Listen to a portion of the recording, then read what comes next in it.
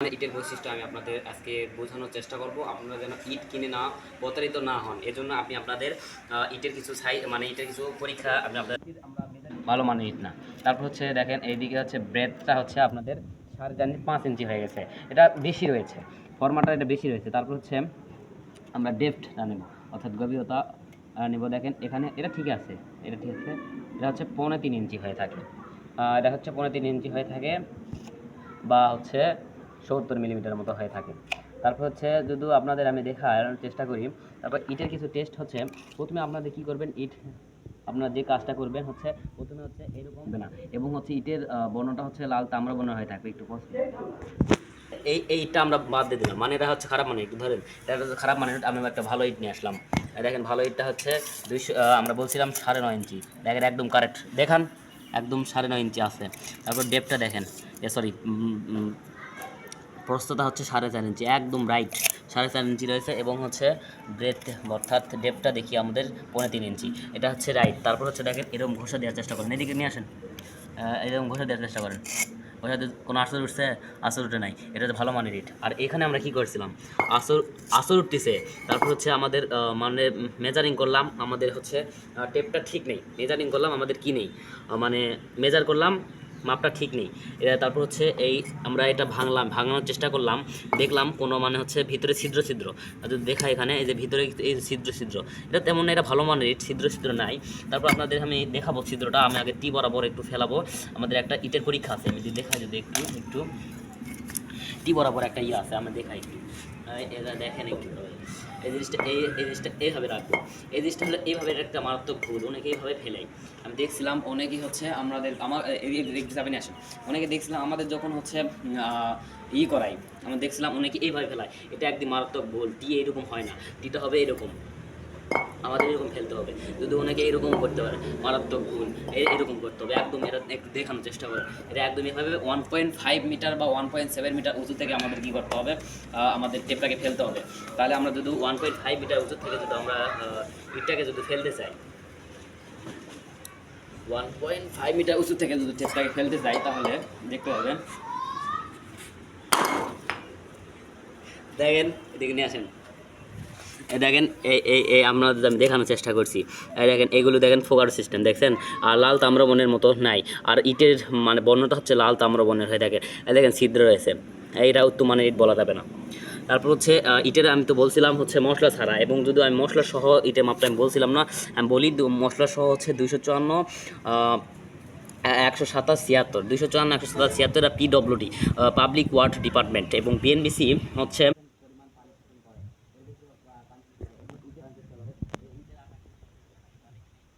ইংরেজিতে হচ্ছে ব্রিক, এবং ব্রিকের মানে এই ইটের খোয়াগুলো আমি নিয়ে আসছি, ইটের খোয়ার ইংরেজি হচ্ছে ব্রিক চিপস। এই খোয়াগুলো হতে হবে 3 ফুট ডাউন হতে হবে, আমাদের খোয়া 3 ফুট ডাউন হতে হবে, এরকম হতে হবে 3 ফুট ডাউন, এটা চলবে না। এরকম আমাদের খোয়া কী হতে হবে, খোয়া অর্থাৎ আমরা বলবো ইঞ্জিনিয়ারিং ভাষায় বলবো আমরা ব্রিক চিপস, ইংরেজি ভাষা। এবং বালির টেস্ট আপনাদের আমি দিব, ব্রিক অর্থাৎ আমরা ইটি তো দিয়ে দিলাম মাঠ পরীক্ষাগুলো, এইগুলো মাঠ পরীক্ষা করে আপনারা নেবেন। আর মনে রাখবেন এই জিনিসটাই, যে জিনিসটা দেখানোর চেষ্টা করি একবার, যে ইটটা আমরা এইভাবে ফেলবো, এইরকমভাবে ফেলবো, এরকমভাবে আমরা এটা এরকমভাবে 1.5 মিটার, মূলত হচ্ছে আমরা এই শেপ মানে এইরকমভাবে টি বরাবর ফেলবো। এটা অনেক ইঞ্জিনিয়ারের মধ্যে তো সমস্যা আছে, পুরো এখন ঝেড়ে ফেলবো, এইভাবে ফেলবো। অনেক কী করে আপনাদের দেখানোর চেষ্টা করেছি একবার, আপনারে আমি দেখাই একটু, এই জিনিসটা এই পাশে দেখে এরকম করে, অনেকে এরকম করে। আপনারা কি করবেন, আমরা তো দেখে দিলাম এরকমভাবে, একটা ইট তো ফেলাইছি, ভেঙে গেছে, দেখা যাক এটা কি ভেঙে যায় নাকি। এটা মূলত ভেঙে যাবে না, ইটটা মূলত ভালো আছে, কিন্তু সাইজ ঠিক নাই। আমাদের ইটের মাঠ পরীক্ষার মধ্যে কী কী বলছি, সবগুলো মিলতে হবে, তাছাড়া এটি উত্তমান ইট বলা যাবে না। হ্যাঁ, 1.5 মিটার, 1.5 মিটার, 1.5 মিটার। আচ্ছা, আপনার আমি কি বলবো, দুইটা ইট ভাইটা আমরা ভালো মানে কীভাবে বলবো, দেখেন ছিদ্রগুলো দেখেন, আপনার ছিদ্রগুলো স্পষ্টভাবে দেখানোর চেষ্টা করো, একটু জুম করার চেষ্টা করো, ছিদ্রগুলো একটু দেখানোর চেষ্টা করো, দেখেন ছিদ্রগুলো দেখেন, এইটা ছিদ্রগুলো আমরা দেখান, আমি ছিদ্রগুলো দেখেন, তাহলে এইটা আমরা কীভাবে ভালো মানে বলবো। এই ইটের কোনো শেপ ঠিক নেই, মাপ ঠিক নেই, তাহলে এইটা আমি ভালো, আমি ভাবছিলাম যে আপনাদের জিনিসটা আমরা খেয়াল করে দেখেন, এখানে এক বর্ণ দেখেন, এই যে এখানে একটু দেখেন, এখানে এক বর্ণ, আর এই পাশে একটা বর্ণ দেখেন, খেয়াল করে দেখানোর চেষ্টা করেন। দেখেন এখানে একটা বর্ণ, এরকম বর্ণ হওয়া যাবে না, সব দিকে একই বর্ণ হতে হবে। উত্তম মানের ইট কি? উত্তম মানের ইটের সবগুলো বৈশিষ্ট্যের সাথে মিলে যেতে পারে। আমি সবগুলো বৈশিষ্ট্য এককে আমি আস্তে ধীরে একটু বলি, আপনাদের ভালো বোঝানোর চেষ্টা করি। প্রথমে আমরা দেখব যে একটি ইটের মেজারিং করব। এই মেজারিং করে 9.5 ইঞ্চি হবে লেন্থ, এবং হচ্ছে ব্রেডটা হবে হচ্ছে 4.5 ইঞ্চি, এবং প্রস্থটা মানে ডেপথটা হবে হচ্ছে এই দিকে হবে হচ্ছে আপনাদের 3.5 ইঞ্চি। আপনারা খেয়াল করে দেখবেন। আর যদি মশলা সহ হয় তাহলে 10 ইঞ্চি, 5 ইঞ্চি, 3 ইঞ্চি হয়। মশলার মাপটা আমরা ধরে দিলাম। আর আপনারা তারপর দেখবেন যে একটি ইটের বর্ণ হবে লাল তাম্র বর্ণের। আপনারা ভেঙে দেখবেন যে একটি ইটের বর্ণটা কীরকম হয়। তারপর আপনি কী করবেন, নখ বা কাঁচি বা যে কোনো একটা জিনিস বা চাবি যে কোনো একটা নোয়ার জিনিস নিয়ে আপনার একটু আঁচড় কাটার চেষ্টা করবেন। যদি আঁচড় কেটে যায় তাহলে একটু উত্তম মানে ইট না, যদি আঁচড় না কাটে তাহলে উত্তম মানে ইট। তারপরে যেভাবে টি বরাবর ফেলতে হবে, আর আমি টি বরাবর ফেলার নিয়মটা আমি দেখে দিচ্ছি। ওই ভুল ছাড়া করলে এটা হচ্ছে উত্তম মানে ইট বলা যাবে না। ওইরকমভাবে আমাদের কীভাবে ফেলতে হবে, কোনোভাবে ভুল করা যাবে না, এরকমভাবে টি বরাবর ফেলতে হবে আমাদের। তারপর আর কি যে বলি, তারপর হচ্ছে এরকম আপনার ল্যাবে গিয়ে অনেক পরীক্ষা আছে ইটের বিচরণ শক্তি যদি বলি, একটি ইটকে যখন চাপ দেবো, ইটের বিচরণ শক্তি আছে। ইটকে যখন চাপ দেবে একটি ইটের বিচরণ শক্তি 400 থেকে 700 বর্গ মিটার একটি ইটের বিচরণ শক্তি।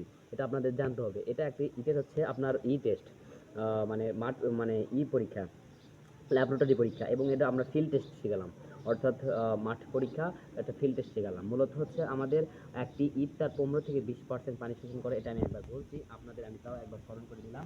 তারপর আপনাদের যে জিনিসটা খেয়াল করতে হবে, আপনি এটা জিনিসটা বলে দিলাম, এগুলো জিনিস খেয়াল করলেই বাস হয়ে যাবে।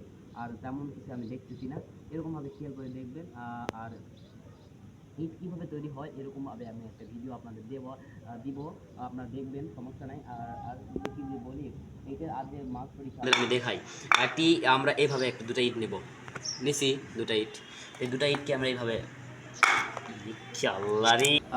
আমি একান্তভাবে দুঃখিত, ইটটা ভেঙে গেছে, এই জন্য আমি নতুন একটা ইট নিয়ে আসছি। আমরা দেখাই ওটা একটু ইটকে এরকমভাবে যখন বাড়ি মারবো তখন একটা শব্দ হবে, একটা লোহার মতো শব্দ হবে। এটা ইট জোরে মারতেছি না, কারণ ইটগুলো ভালো না, মানে লোহার মতো একটা শব্দ হবে, এবং এভাবে জোরে যখন মারবো তখন ইটটি ভেঙে যাবে যদি খারাপ মানের ইট হয়। উত্তম মানের ইট যদি আপনি যত জোরে মারেন ইট ভেঙে যাবে না।